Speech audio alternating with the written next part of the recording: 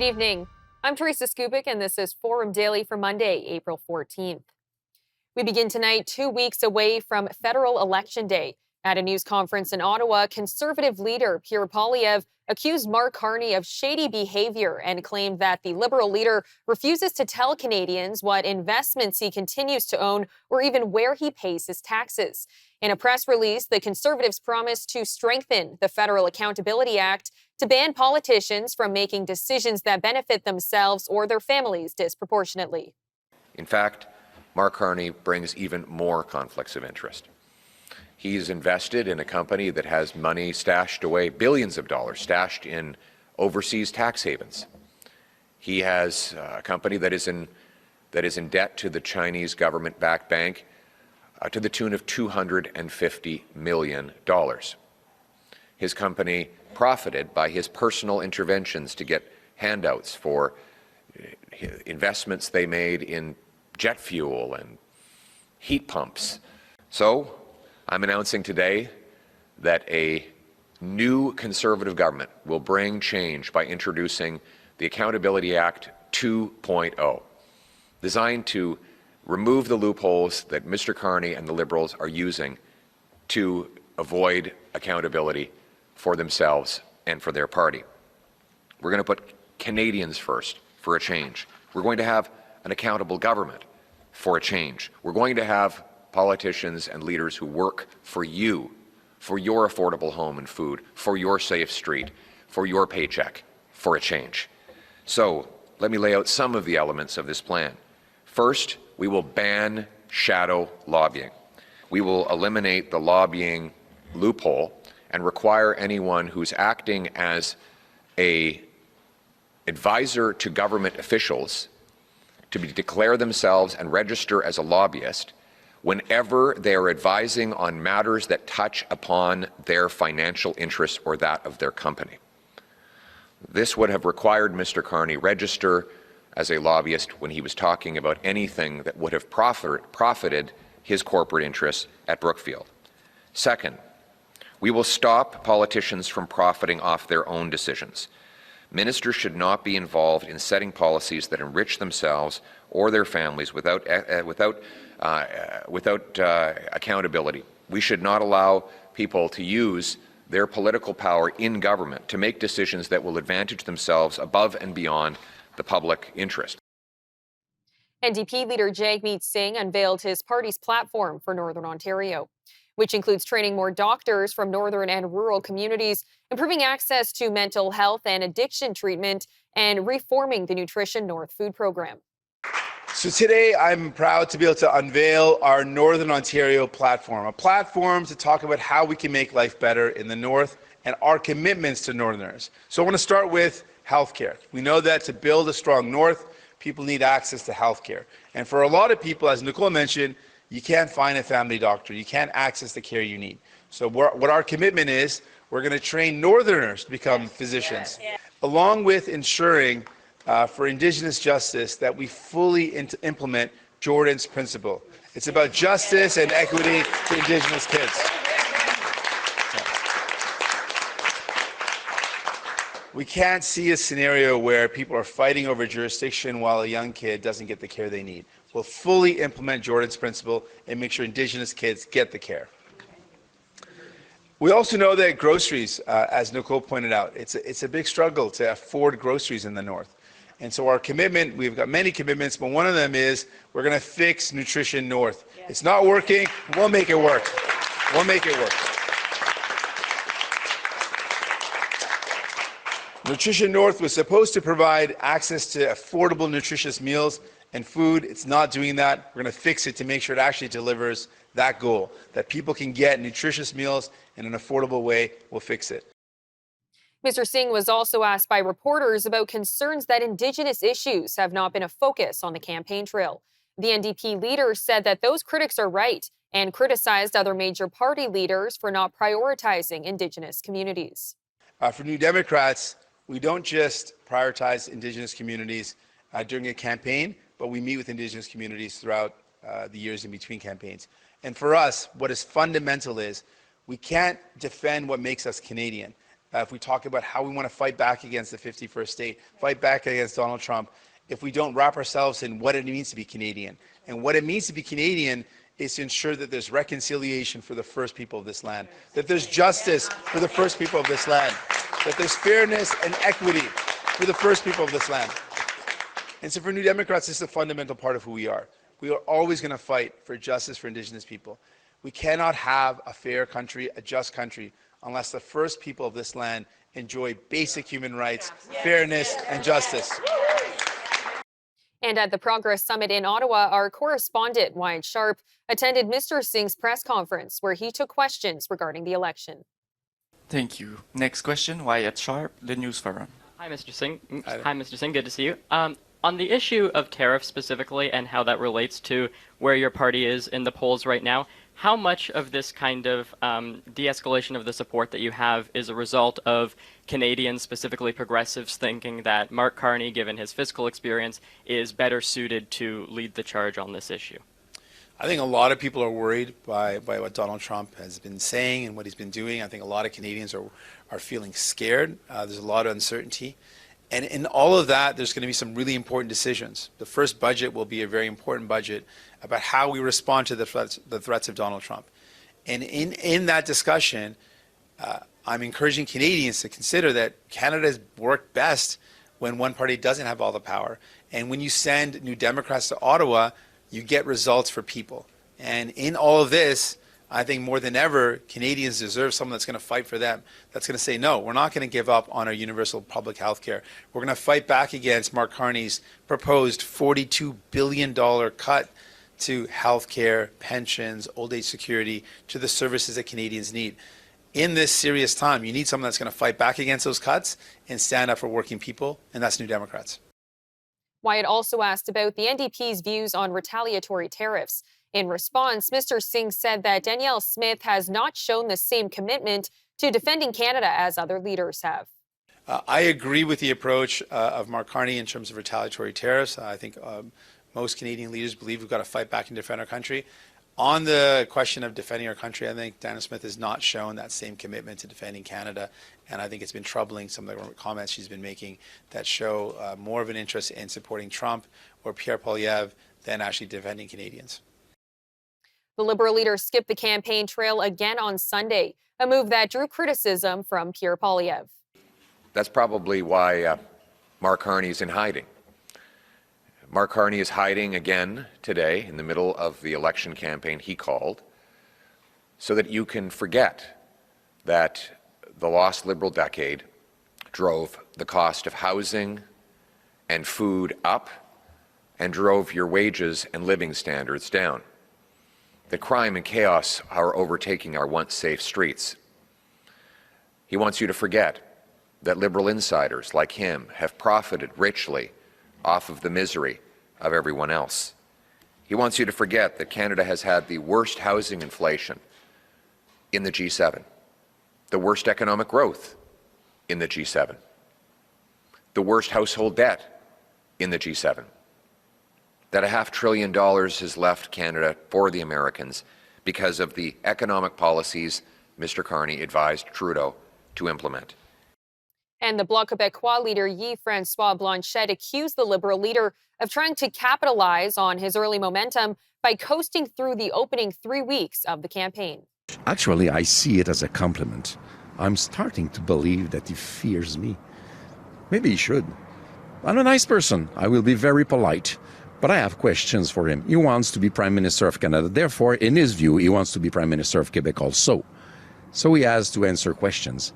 And he has pushed his luck a little bit too far, not answering questions, saying no to everything that comes either from us or from the Assemblée nationale du Québec, taking days off of his very short campaign, inventing reasons to go back in Ottawa and discuss with his friends without speaking to the media. I am quite certain that more and more persons, both in Canada and Quebec, are starting to doubt the man. And on a daily basis, we discover things. You know, this morning we learned that his Brookfield fund, which is supposed to be green, invested half the very, very large amounts of money in oil and gas industry. That's quite terrible. How many lies do we still have to uncover? So he will have to come and answer some questions, because those questions are absolutely legitimate. And it's good for Canadians as it is good for Quebecers to have the man come clean, come out and answer questions. 5 of the federal party leaders will face off in French and English language debates this week on April 16th and 17th at the Maison de Radio Canada in Montreal.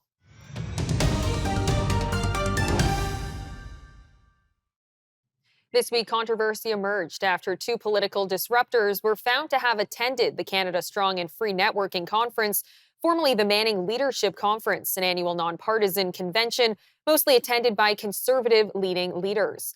According to the CBC report, but not confirmed by the convention, staffers allegedly planted buttons with slogans like "Stop the Steal," invoking rhetoric popularized by Donald Trump. The incident has raised questions about political ethics, strategy, and the broader war of narratives between Canada's 2 main parties. Our correspondent, Wyatt Sharp, joined us to discuss what occurred at the convention.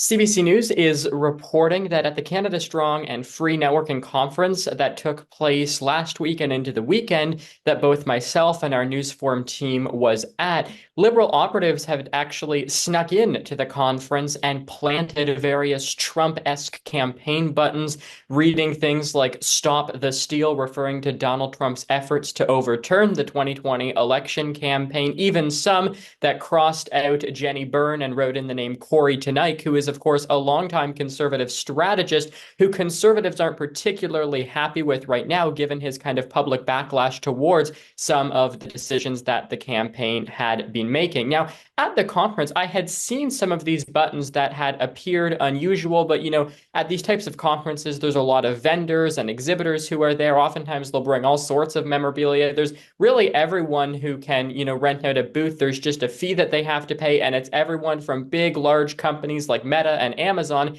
even downwards to small little newspapers and associations from various municipalities across the country. And so you don't really think too much when you see these buttons. But Kate McKenna from CBC News says that when she was at Darcy's, which is an Ottawa-based pub/bar style restaurant, she overheard people talking that she had recognized to be a liberal source and a liberal strategist, basically admitting that they had put these types of buttons and planted them inside the conference. And when she confronted them about it, they denied doing it. And, she told them that it would be a story worth running on CBC News. And then they decided that they were going to no longer admit, essentially, that it was them doing that. McKenna then says that she received a text from a conservative source who had acknowledged the very same thing, basically, saying that at another bar in Ottawa, they had overheard another liberal source saying that they were going to plant these buttons at this conference in Ottawa. But what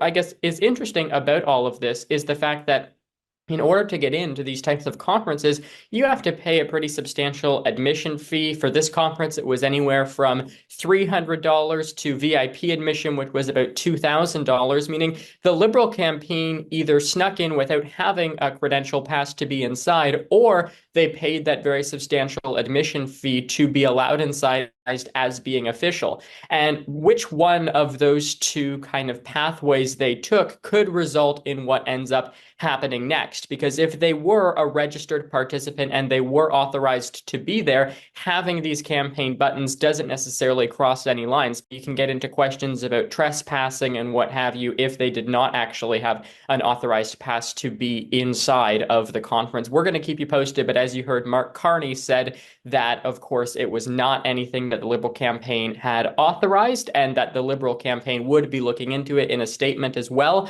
The Canada Strong and Free Network spokeswoman, Alex Spence, told us that basically it is not in any way a reflection of the conference views or of participants. And she went on to say that it was very disappointing that the Liberals have resorted to these types of tactics.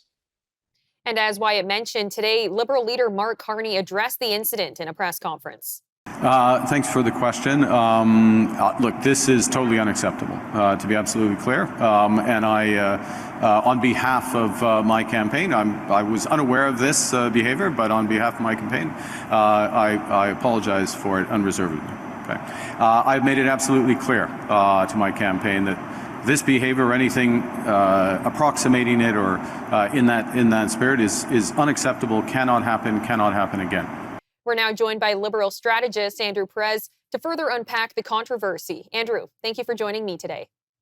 Great to be here.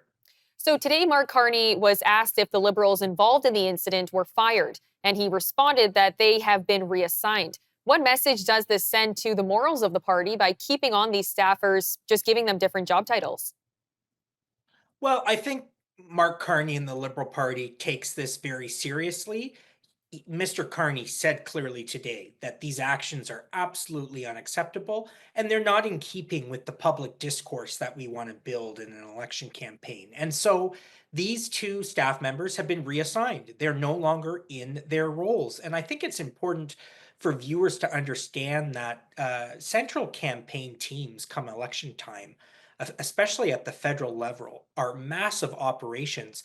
The Liberal and Conservative Party will have hundreds of staffers, either headquartered in Ottawa or throughout the country, supporting the party throughout this 5-week campaign. And people, young staffers, often don't act under the direction of leadership. And so what these two individuals did was not acceptable, but they were acting on their own volition and they have been disciplined. Well, if they're acting on their own thoughts and what they think they should be doing, should the discipline not be you didn't follow the party's rules, so therefore you can no longer be a member of the party? Well, the party will ultimately decide moving forward how they want to deal with these two individuals. They've been reassigned for the moment, which means they're no longer in the campaign roles that they were in. And I think, look, we don't know more detail at this time in terms of the seniority level of these individuals and what exactly transpired. But at this point, I think we need to move forward and accept that this behavior is unacceptable and these two people are no longer in their roles. Now, with moving forward, is there going to be a worry that this tactic could backfire and make the Liberal Party look a bit calculated? Look, I think we don't want to see actions like this in our politics. We want campaign staff and campaigns to run forthright campaigns. And unfortunately, the party, in this case, that didn't happen. But I think when you look at this campaign so far, it's been focused on the issues at this very important time for our country. And so while the opposition parties, particularly the Conservatives, may want to make fodder over this and make it into a 2 or 3 day story, I think we need to move forward. We're in a critical week with the debates taking place on Wednesday and Thursday evening. Well, some voters see this as an attempt to manufacture scandal instead of actually focusing on policy. What do you have to say to that? I think that the Liberal Party should stay focused on the issues. And I think that's what the leader has done for the past 3 weeks. Mr. Carney has released a record number of sweeping policy planks impacting every sector of the economy and speaking to affordability and the very real challenges that Canadians face. And I expect he will continue to do so in this final stretch of the campaign, and that we will hear him lay out his vision in English and French in the leaders' debates later this week. Well, on the topic of the debate, how much is at stake with what's going to happen this week? What do you think the Liberals have to do to continue to cement that lead that they have over the Conservatives and close out these final 2 weeks of campaigning?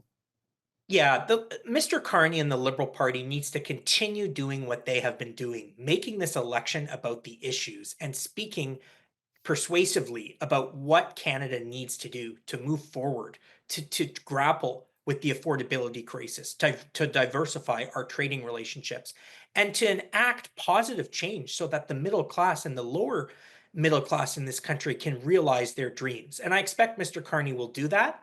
I'm not sure that the debate coming in the final stretch of this campaign is going to really change the dynamic in the election, but we'll have to see what happens in the election. Traditionally, debates are held earlier on in the campaign, and so there's more of a chance that the debate could impact the trajectory of the campaign.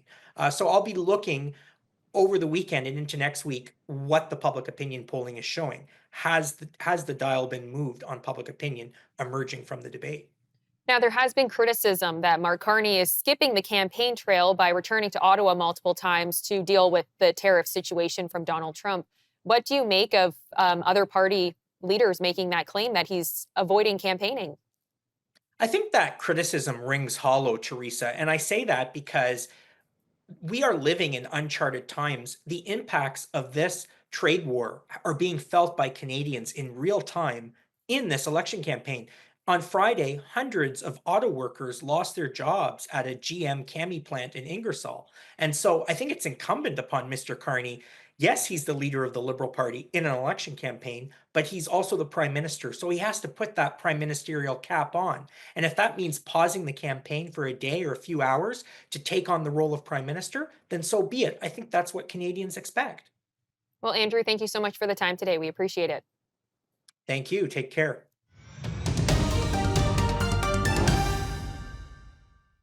Prediction markets, known in some parts of Canada as forecast contracts or even betting markets, allow investors to trade directly on the outcomes of events that impact markets, including economic data releases, political decisions, and climate trends. The supposed draw of predictive markets is that they cater to the growing demand for predictive tools that help investors manage risk in a global environment. But what differentiates this type of investing from placing a bet on the outcome of a hockey game? Joining us now to discuss this further is Brendan Caldwell, director at Caldwell Securities Limited. Brendan, welcome back. Thank you, Teresa. This will be an interesting one. Now, prediction markets have gained popularity in recent years, especially after high-profile events like the U.S. presidential election. Now, how do these markets differ from traditional investing in stocks or bonds? Well, the difference between traditional investing is with traditional investing, you are deploying your capital to help some economic activity occur, whether you're buying government bonds and so helping fund the government, or you're buying shares in a company and so are helping that company to, in its effort to raise capital, to deploy, to employ people. So when you're investing, by and large, whether you're doing it directly in bonds or stocks, you're doing something that has a hopefully productive economic outcome, or at least is intended to. With prediction markets or most other sorts of binary outcomes, you are at best hedging your position. So it's in a way like a future or an option, which you can buy on commodities or on stocks or indices. You're betting on something that is a zero-sum game. See, with traditional investing, you can buy a stock, sell it. The person you sold it to could see that price go higher, the company continue to grow. Wealth is actually created. But with an option or most other derivatives, or with a predictive market, there's a winner and there's a loser, and probably a little bit of a spread that the house collects in between.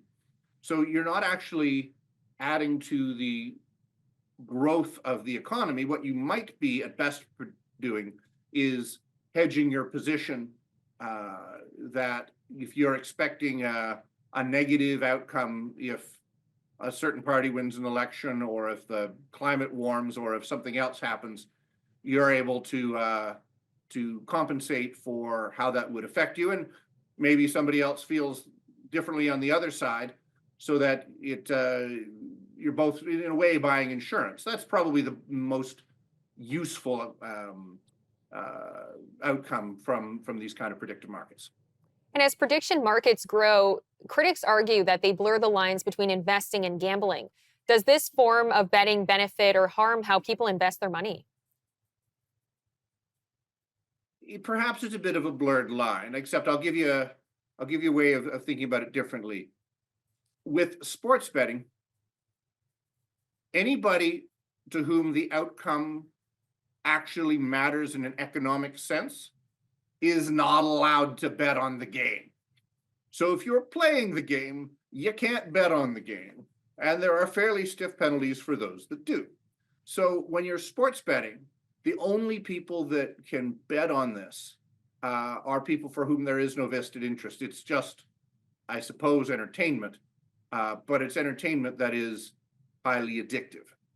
At least with prediction markets, what you're hopefully doing, as I suggested a minute ago, is that you are potentially trying to hedge your position. That if you think that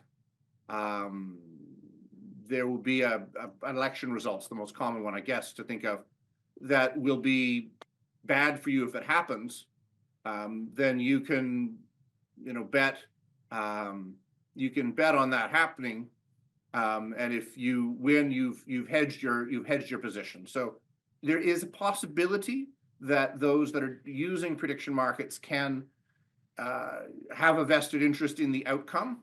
Now, this creates, of course, its own problem if you think about elections specifically, because the reason that people who have a vested interest in the outcome of a particular hockey game, baseball game, whatever, aren't allowed to bet on it is because they might do things to change the outcome. The same could be true of a lot of other activities in life, like elections, that if people had a financial interest in one outcome or the other, they might do things to cause that outcome, which at a national level, far more important than a sports game, might be how would they say, kind of a big deal. Concerns have been raised about their impact on long-term investors. What risks do prediction markets pose to individuals saving for retirement or long-term financial goals? Well, I think for most people, if your retirement goal is going to be met only by literally making a bet on something, whether it's a sports game or who the next Prime Minister of Canada is going to be, then that's going to be problematic. Again, when you're investing versus betting or using these predictive markets, if you want to dial it down from being just a straight up bet, when you're investing, you are actually putting your money in the economic growth of a nation or a region. Whether you're buying government bonds or corporate stocks, you are betting's the wrong word, you are investing in an outcome where you see that company, that nation actually get better. With a prediction market, if you want to take the Canadian election, and you think it's going to be disastrous for us if one or the other of the candidates wins, then you might take a bet on that candidate that if they win, you're hedging your outcome. But it's not a recipe for saving for retirement, because the odds of making enough 50-50 bets in a row that's going to pay off for you, well, it's 2 to the power of how many bets you do, and it doesn't take very long, even to the power of 2, to make the odds vanishingly small if you're getting them all right. And how do prediction markets affect the broader economy? And could their rise lead to more volatility in financial markets? Yeah, well, to the extent they're used to hedge volatility, they could potentially reduce it or reduce negative outcomes. The way options or futures have, when used well, can reduce negative outcomes if they're being used to hedge. But of course, any idea taken to its illogical conclusion can go from being a helpful to a deleterious thing. Like take wine with dinner. It's a wonderful complement, but a dangerous substitute. So too, options absent any underlying interest in the outcome, just as a speculation, are they can be used wonderfully well if you're long a particular stock and you write options contracts in order to add income, or if you are on the other side of that, trade and buying options contracts because you want to buy a stock at a certain price, or in the event of certain outcomes, then great. But just as a bet on whether something good or bad will happen, it takes an awful lot of those. With the spread that's built into options, or indeed to predictive markets, or any sort of binary outcome, generally speaking, the house does better, which is why options exchanges already, companies like the Chicago Board Options Exchange, the CBOE, or futures markets like the Chicago Mercantile Exchange, have done so very, very well. The house always wins. And are there regulatory concerns surrounding prediction markets, especially with the overlap between gambling laws and financial trading regulations? Well, so far they've been two separate entities. And as you know, and I think you and I have talked about, the rise of gambling has been it's always been a thing, but everything that used to be illegal, the government now runs, from alcohol to marijuana to gambling. So I think that to the extent people are betting on this or betting on anything as a way of achieving a financial end, unless they're using it to hedge, as I described earlier, I think they're in a lot of danger of having issues. I don't think the government's going to run in to curtail betting, other than having a little tiny fine print 8-point disclaimer at the bottom of the Casino Niagara ads to rein in gambling. That watch how much you bet. Know your limit and stay within it. Yeah, that's going to really help a compulsive gambler. So, no, I don't think that regulatory curtailment is going to be anytime soon incoming, either in financial markets or in the broader area of sports and other gambling. Brendan, thank you so much for the time today. Thank you, Teresa.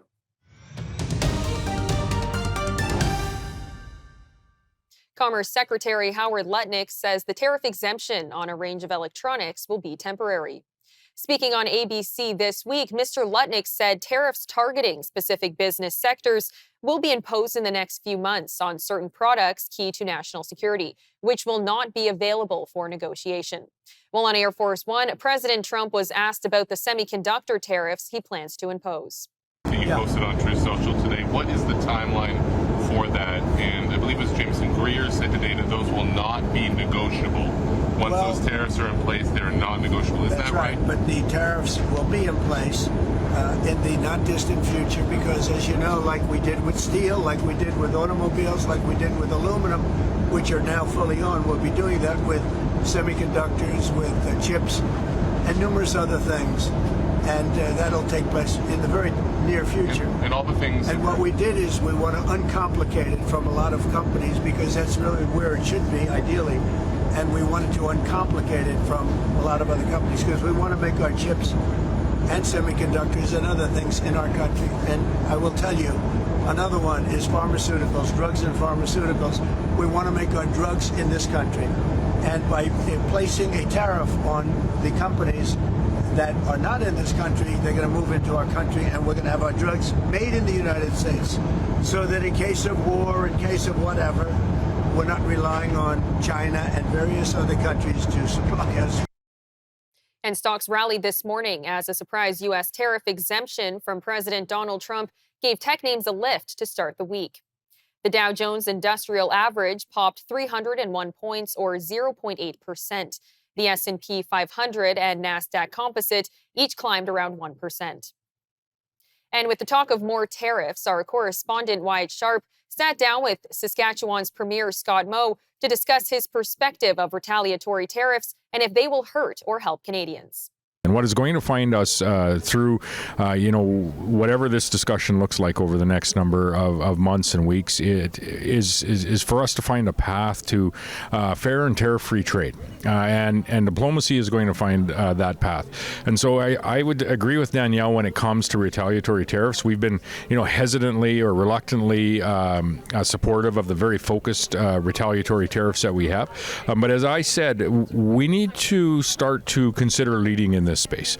I've been in Washington a few times. What the message we have brought to policymakers and decision makers in Washington is one that President Trump's tariffs are going to have an impact first and foremost and deepest on American businesses and second, American families. Mm-hmm. If we accept that as fact, and I do, then counter tariffs put in place by the Canadian government would equally have a derogatory impact on Canadian businesses and Canadian families. And so, why would we do that to ourselves? And so I think moving forward, it's time for us to, certainly have a very, informed discussion about, do we want to lead to that, that fair, tariff-free trading environment? And if we want to, we may have to, start to consider making decisions about removing the retaliatory tariffs we have in place, because they do have an impact on Canadians, and then really encouraging our trading partners to follow.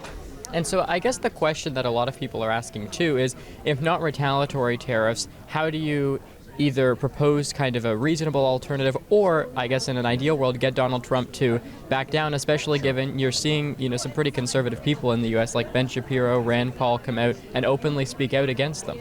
You're also seeing the impacts of tariffs in the U.S. And those impacts, although they indirectly do, have an impact globally.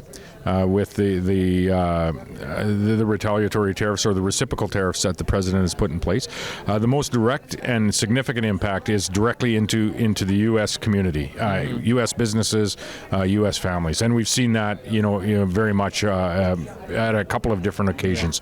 The same is true for Canada, and so my theory stands is we need to have a discussion around what is actually the impact of tariffs. I would say the impact is hurting your own citizens that you represent. And so if not retaliatory tariffs, then what? And I said earlier, if we are going to get to that fair trading environment, that tariff-free trading environment, it is going to take diplomacy. So let's do everything we can to open up those diplomatic channels of conversation, whether it be with the United States of America and the Trump administration, or in Saskatchewan's case, we have a great concern with the tariff on canola and peas and pork. And so those diplomatic channels need to be opened up as well between the Canadian government and the government of China. And I mean, all of this we kind of knew was coming when Donald Trump was running for president, but certainly I think maybe does it spark kind of a conversation about the need to diversify our trade market beyond the U.S., and how do you go about doing that? Yes, we always need to be focused on diversifying our trade market, not only beyond the U.S., but to as many markets of allied nations around the world that we can. However, in saying that, you aren't going to replace the U.S. market. Yeah. So if you think you're just going to replace the hundreds of billions of dollars that flow into the U.S., you're just not being serious. So as we grow our market value, we can diversify it around the world. And Saskatchewan, I would say, might be the model for that to happen. We've opened up provincial trade offices in 9 different markets now, markets of significance around the world, markets that we export more than $1 billion to, and we travel to those markets very much on the on the ground with political not only political delegations, but supported by industries that are exporting into that market or importing from that market. And I would say that those delegations are actually industry-led, and the politicians are really there to lend credence to the industries that are there. And so we do need to diversify our markets as we go forward, and that takes a concerted effort. You don't just step in and work on that trade relationship. It's something that has to be worked on, for years as you go through time, so that when you do have trade challenges, you do have the relationship and you're able to pick the phone up and make those phone calls. We had that relationship with many markets around the world. I would point back to when we were expanding our exports and trade in places like China. Saskatchewan Minister Jerry Ritz was in China as much as he was in Canada, selling agricultural products there. We had that relationship, a growing trade relationship with India and the European Union under the Harper administration. And so the last 9 years under the Liberal government, it's simply that foreign relationship building hasn't been a priority, and those those chickens are coming home to roost today. Yeah, and just lastly here to conclude, Mark Carney, obviously we're in an election campaign, is positioning himself to be the leader who can address these issues, saying during his time as the Bank of Canada governor, he has the fiscal experience. Pierre Poilievre obviously countering that. As a provincial premier, with respect to kind of this intergovernmental relations aspect, how would you feel working with either one of them, and do you think perhaps one of them is more competent than the other to address this issue of tariffs? Well, I think the former Prime Minister Stephen Harper had commented on, which of the individuals that he had worked with he'd like to see lead the country, and I would tend to agree with him on that. That being said, as a provincial premier, we'll work with whoever is successful on April the 28th, but we most certainly have had some very significant issues and challenges with the policy development, whether it be regulatory policy mostly with an environmental lens that has come in place play over the last 9 years, whether it be the lack of prioritizing international relationships over the last 8 or 9 years, or whether it be actually the fiscal policy and the deficits that we're running at the federal level over the last 8 or 9 years. In each of those areas, Saskatchewan has some concerns with, where we've been over the last decade. And so, we would ask Saskatchewan and Canadian residents as they find their way to the polls on April the 28th to make their decision with respect to what the various leaders are going to make, what decisions the various leaders in their parties are going to make in those areas over the next 4 years, because that's really the decision we're faced with. We'll find our way through the tariff discussion. We'll find our way through the discussion we're having with our largest trading partner and historically our largest ally. We'll find our way through discussions with other countries in diversifying our trade. But really ask yourself, which party, which leader is going to ensure that we are going to be able to attract investment, create jobs, and create opportunities for Canadians moving forward, opportunities that in many ways have passed us by over the last decade. Rory McIlroy survived a wild final round at Augusta National Golf Club on Sunday to capture his first Masters title and his first major victory since 2014. The long journey is over. McIlroy has his masterpiece.